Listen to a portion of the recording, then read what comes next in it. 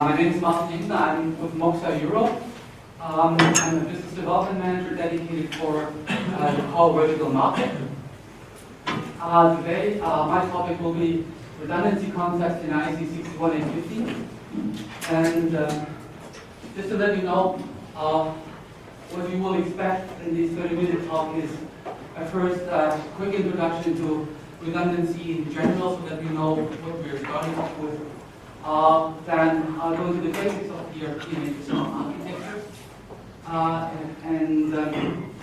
Eventually I would like to give you a heads up on a little pitfall that you may that may occur if you look into those architectures, because they're actually so beautiful. And eventually there's an outlook on a proposal how to deal with redundancy monitoring networks. A quick start just to let you know the well-known difference actually between path and device redundancy. If you have a single path, a single link, maybe even only between two switches or two nodes, if this one breaks, you're gone, obviously. The classical ways to compensate this is adding other links. And you'll see a quick roundup later on the classical protocols which are used for that. This doesn't help if you have, even if you have two links, but if you have a device down, which is for a power failure or any issue not working, two paths don't help basically. So the idea is to have, of course, another device in here. Now, if you look into this graph, you'll figure out that in this case it would work if this device would fail either. Okay? But it's more like consider it as an icon to illustrate what we're going to see later on with PRP and HSR. Just take away, if we talk about redundancy in networks, we have to consider what kind of redundancy are we up against, or what do we cover, what kind of failure can we cover with redundancy. That is a major difference between PRP and HSR. But before I go into this, let me give you a quick recap on those link recovery protocols which are on the market, sorted actually by recovery time. You all know the rapid spanning tree protocol, which is actually a protocol which is supposed to create as it says, an Ethernet conform type of connectivity based on a physical mesh. So if you have switches which are linked to each other physically, and if you put them into a mesh network, that wouldn't really work. So this protocol basically creates a tree depending on different parameters and ensuring that you don't have loops in there. This protocol, which is basically a very general one, is very often, I would say, used for a single purpose, and that is also just creating redundancy based on ring topologies. And this is the reason why there is a couple of ring type redundancy protocols being developed over the years. As I'm with Moxa, of course, I'm presenting to you the Moxa version of those rings, but you do know that Hirschman has hyperring, and there's even a standard for this as well. However, you see already the advantage here. The recovery time, which can go up to seconds, is way lower in those rings. They are specialized. You have only a budget of one link to compensate. Okay, so they're quite fast and they're quite cost effective. However, the downside is that most of them are proprietary, and most of customers will have to decide if they want to go with this proprietary protocol or not. This is not the case for actually what I'm going to talk today about those protocols in IEC 61850, PRP and HSR. They're fully standardized, and they are high-performing protocols with what is called a 0 millisecond recovery time. Okay. Before I tell you the mechanism, let's go back into those ring protocols to understand what recovery time is about. This is a simple ring protocol. You see three switches, and they are linked to each other physically with physical links, which doesn't say that all those paths are enabled. As you know, you are not allowed to have a logical ring, so there's one link intentionally disabled. This is the spare link. and there's one switch in here which is controlling the activity of that link. Disable just actually means that data traffic is not allowed to go through here, but there are tiny little packets running all the time, sent by the master, received by the master, to check if the ring is healthy. Okay? If those packets don't come through, okay, one of those two links are probably down. And if the master switch discovers that, he will immediately enable this link. So a topology which used to look like A, B, C will turn into a topology B, A, C. And that's why these structures are pretty fast. Just note that this is not, you're not linked to, or limited actually, to simple ring structures. Modern type of topologies like topo chain enable you to add multiple rings inside other rings, and you can even attach chains, that's how we call them, which are not complete rings, like C-type rings, attached to rings or even other chains. So eventually you can create networks that look like a foam of bubbles and that resemble very much mesh-type networks, though they do not use the slow RSTP protocol, but high-speed ring recovery protocols. So this is what we talk about recovery time. Now, PRP HSR has been marketed over the years as a 0 millisecond recovery time. And the funny thing about that is there's nothing to recover. If something breaks in an HSR PRP network, nobody ever does any recovery. The simple trick is, that's why it's called redundancy, is you run a fully redundant system, basically. And you have to ensure if something breaks down, someone has to go there and fix it, okay? But the beauty is, PRP and HSR manage redundant topologies. There have been dual networks all across the board everywhere. And so it's not really rocket science to come up with redundant and dual networks. The key message or the key part of PRP HSR is like the difference between you running a car with a spare tire. If you have a car with 4 tires and typically a spare tire in your trunk, if you have an issue with if you get a flat tire, you stop and then you swap the tire, okay? This is quite a long recovery time. In PRP HSR, you basically consider a car that has 5 tires being utilized all the time, though it's only running on 4 tires. Mechanically, this is kind of hard to imagine, but that would be a car that would permanently swap in the spare tire. And that's how PRP and HSR work. So let's look into PRP. PRP is based on 2 networks, and they're called, according to the standard, LAN A and LAN B. And let me introduce you to the nomenclature of PRP. This is a single attached node. That's a networks people word for IEDs. A source which has just a single Ethernet connection. And in this case, a redundancy box enables this device to participate in a PRP network. So what it does basically is, if there's a packet to be sent from the source to the destination, the frame is simply duplicated here and sent through 2 networks. At the end, you see here, it will be received in the destination, even if one packet is being lost. So you can consider that in the regular case, I'm sorry that this animation is a bit quicker than I can talk. Typically, if both networks are perfectly running, you will have 2 packets running through, one here and one there, and they will be collected here, and the redundant packet will be just discarded. Typically, that's the packet which comes later. So this box doesn't have to do much. It just collects the packets, compares, of course, the source address. Basically, that's MAC-based. It checks if this is really the packet for the box to be received, and then it just discards the second which comes in. Very simple. So some things to consider, of course. You can imagine that if this whole network is down, this still runs, okay?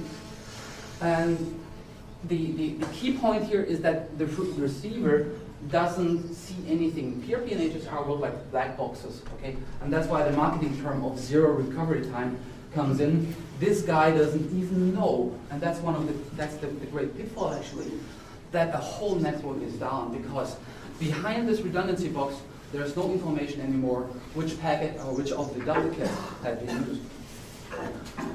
Right, some comments on PRP, because that's a very important part of the nature of PRP. Because at the end, I would like to give you a feeling of when to use HSR and when to use PRP. The standard for PRP says those two networks, of course, must not be connected to each other except for redundancy boxes. That's obvious. The second point is those two networks can be very different. They can have different size, and even more, they can include other types of redundancy networks. You can have RSDP networks in there. We will demonstrate this afternoon in the demo that we have over there, that in those two networks we have a small turbo ring running. No problem. PRP takes care about this. So it makes PRP suited for larger networks because there is no specific limitation on the size of the network. And as I just said, you can integrate other redundancy networks, and of course you are not allowed to interconnect them without a redundancy box. So what's it all about? It's buying a good and expensive car, because what you do is just you duplicate an existing network if you don't have it already. So that's quite a huge invest. If you want to have this type of high path and device redundancy, you just buy another network. It's as simple as this, and PRP is managing those two networks. This is not the case with HSR. HSR is more efficiently using existing hardware, because HSR is basically just making use of one ring. Again, we have participants like a source and a destination, and you want to send a frame again from the source to the destination. And as you can see here, the duplicate packets are sent in counterclock and in clockwise direction through the network. So the first thing that you will already realize is this ring will be loaded double, okay, in contrast to existing ring topologies. And even though the destination is here, the duplicate packet will not be removed here. The duplicate, each packet has to run through the whole ring, so it's not going to be used in any of the other devices. Okay?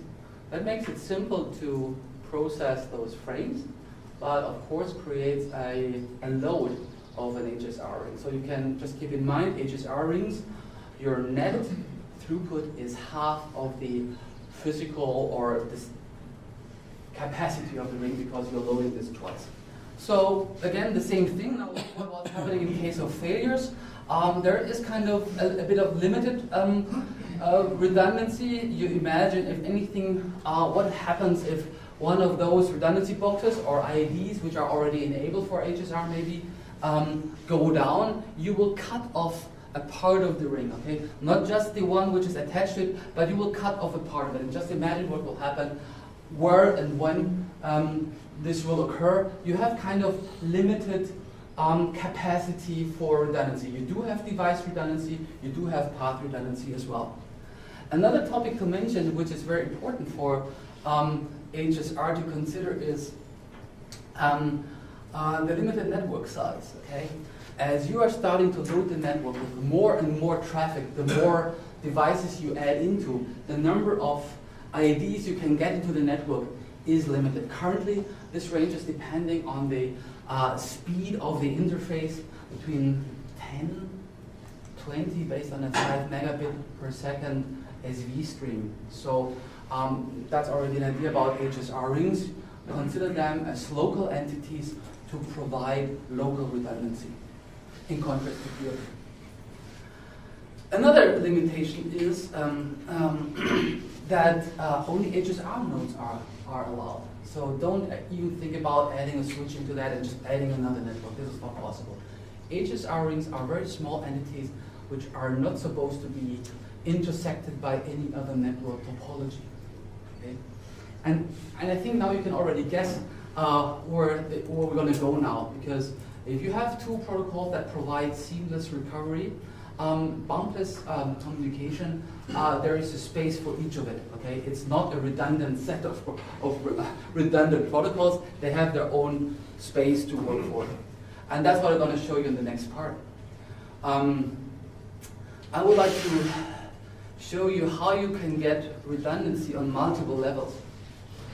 If you're providing an IED, if you're managing or manufacturing an IED or any other device which is supposed to participate in a PRP HSR network, the first option you have is to use an embedded module like we provide to enable this functionality. If you go on device level integration, of course you will use those famous red boxes coming from Redundancy box. We have here one that we will see also the demo, which has one interlink, and we will showcase you today the world's first rack mount redundancy box with up to 24 interlink on a modular basis. You can imagine that between here and there will be a lot of scalability, and scalability in terms of number of interlinks is a key point if you look into a balance between reliability and cost effectiveness. Eventually, you will always have in substations a high level at device. You're not talking just IEDs only. Those devices should be like also maybe GPS and master clocks inserted into PRP networks, and then there we go with an embedded computer that you can also see, which has an integrated PCIe-based PRP HSR card, which does the PRP and HSR stack on a hardware level. So how do we work with those devices? As I said, if you have an embedded module, you add it into a single attached node and you turn it into a dual attached node. The other way is to add the redundancy box, and you will, if you look into reliability, you will see that there is a small but important difference in doing so. I will not touch this now. So you can enable PRP HSR. You have increased design-in efforts, but, and that's actually the point, you have minimized points of failure because you don't have an interlink. The interlink is reduced to the small lanes on the PCB. You don't have an additional power supply, and you're getting closer your PRP HSR network to the real source of data. We provide a full gigabit embedded module. All our devices have full gigabit interfaces. Now here comes the redundancy box. Well, that can do what it's supposed to do, PRP networks, HSR networks, and then it can work in coupling and quad box mode, something that actually is the real thing about PRP HSR. Coupling to me is the most beautiful feature of those two protocols because it eventually helps you to combine them in a scalable and efficient way. But I'll tell you later. So you can integrate single attached nodes on device level in contrast to the embedded module. Now, just to mention this, we wanted to make it very easy, and if you look into the web GUI of our device, you just click on a pull-down menu to swap between PRP, HSR, coupling mode, and quad box mode, so you don't have to swap firmwares, you just use one device. And you, of course, you benefit from gigabit speed, and as you remember maybe, HSR rings, they are limited by the bandwidth of the overall ring, and therefore a gigabit speed interface is certainly very helpful. Another topic that you will see later is also that what I'm going to go into now is that it supports RSTP. Why that? The reason for that is there are existing RSTP chains or rings and substations, and as if you want to do refurbishment, we don't expect you to throw away all your existing RSTP architectures. What you can do with our red boxes is, if they are part of an HSR ring, you can add an RSTP chain to it. It's called dual homing because this chain doesn't have to end at the same switch. It can end at a different switch. Now, here comes just graphically what I was just mentioning before. There is a way to balance costs versus reliability. This box is not really cheap. You really have to pay something for that, and sometimes the cost of that box comes close to the value of this device. that's kind of a downside. So what you can do is you scale up the box and say you have more interlinks. So you enable multiple single attached nodes to the same network. So you can, for each node, have the same redundancy features. Okay. But of course, you have to be aware, in this case, this box becomes more kind of a critical node. If this box goes down, not only one ID goes down, but all the attached IDs. That's just the nature of the business, okay? But it opens you a space to scale as you like between cost and reliability. And of course, you can imagine that this box is very much created to have a high MTBF. Any kind of redundancy mechanism in terms of power supply, for example, and temperature range to be not the gating factor in terms of reliability. So here's the full picture. You can scale and integrate into a full range of ID integration using RSTP rings. Classical one-to-one single attached node, scaling it if you have multiple interlinks, and of course integrating an embedded module for this. But as you see, I was just talking about HSR right now. So here comes actually the real beauty, and this is adding PRP and HSR together. And this is done by setting two boxes which are part of the HSR ring into coupling mode so that they can connect to LAN A and LAN B of the PRP network. Maybe you take a second and you wonder why you take two boxes, because eventually you could use one box with an interlink and then have another red box on top of it, adding it again to a PRP network. But that, of course, would create a single point of failures because you have just one interlink path connecting two redundancy networks. And this is why coupling architecture has been developed. You have two consistently redundant boxes for a path that goes from this device up to the station computer. Now, what can you do with those kind of structures? What I call this is I think this is a vertical integration. If you look into substations, you go from the station level down to the bay level on a vertical layer. And the reason why I talk about vertical integration is because you will see that scalability will happen on a horizontal layer. And that's how it works. 5 minutes. Thank you. Scalability happens by adding multiple HSR rings to the PRP network. Okay? So you can simply attach, as if you would attach another single attached node, more HSR rings to this network. And that's, honestly speaking, the recommended way from our side to use scalability and coupling mode. Just to let you know, this also would be possible if you would add another HSR ring through coupling mode to an existing HSR ring, also possible. You will have to deploy 4 red boxes combined to each other. That's why it's called the quad box mode. But be aware, the whole performance of those rings depends on the total number of participants, because the traffic from this device will go through this whole ring until it is able to come up on the station level. So it works, but we think that's kind of an emergency type of usage if you are not able to connect an additional HSR ring to the PRP network, or if there is no PRP network at all. So these are the architectures that, and I think, I hope I convinced you that combining PRP and HSR is basically the best way to work with those protocols. If you use PRP by itself, it's fine, HSR as well, but if you want to be scalable, PRP HSR coupling is the way to go. Now, let me quickly, in the last minutes, go through the fact that I mentioned before. PRP HSR are black boxes. If you talk from one single attached node to the other, the whole network is a black box. But what happens if you look into the details of it? Basically, those boxes don't know that the packet just runs across path A. If path A breaks, they will figure out that actually path B is not a sane path. It's not a healthy path. It has just 60% success rate, maybe due to a degraded fiber cable. So what to do? The key point is preventive maintenance of this redundant path is necessary. You need to know the pressure of your spare tire. Otherwise, you can save the cost for it. Okay, leave it at home. And there is a couple of hardware topics you can do on an interface level to manage the healthiness of fibers. That's well known in IT industry. But does PRP HSR help for this, and yes, that's the case. There are a couple of parameters provided by 62439-3, which is the standard defining PHSR, to monitor in a redundancy box the statistics of how many duplicates have been received.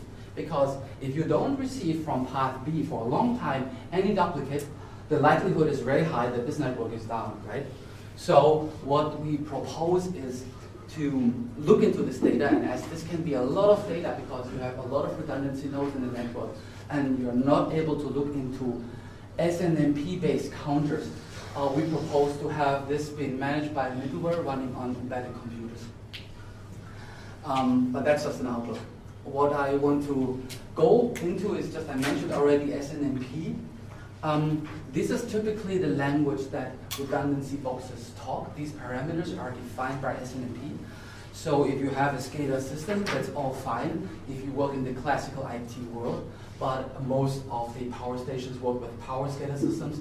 And there was a discussion obviously yesterday about using SNMP here, but the classical language of retrieving status information in substations is still an MMS.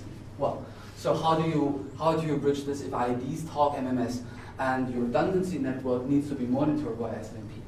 Well, very simple. There are two ways actually.